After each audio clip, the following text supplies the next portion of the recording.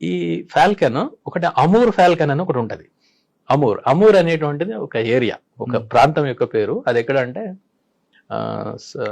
చైనాకి మరియు సైబీరియాకి మధ్యలో ఒక ప్రాంతంలో ఉంటుందన్నమాట. ఓకే. అక్కడ ఉంటాయి అవి. అక్కడ నుంచి స్టార్ట్ అయ్యి అన్ని దేశాలు దాటుకుంటూ ఇండియాకి వచ్చి మళ్ళీ ఇండియా నుండి అరేబియా సముద్రం ఇదంతా దాటి ఆఫ్రికాకి వెళ్ళి ఆఫ్రికా చివరి వరకు అంటే క్రింది వరకు వెళ్తాయి అవి. వెళ్ళి మళ్ళీ అక్కడి నుంచి మళ్ళీ రిటర్న్ అయిపోయి మళ్ళీ తన ప్రాంతానికి వెళ్ళిపోతాయి. ఇది మొత్తం ఎంత అంటే 22,000 కిలోమీటర్లు. 22,000 కిలోమీటర్లు వెళ్తాయి. ఇలా ఎన్నో రకాల పక్షులు. ఎందుకండి ఇవన్నీ తిరుగుతాయి? Yes sir, very good.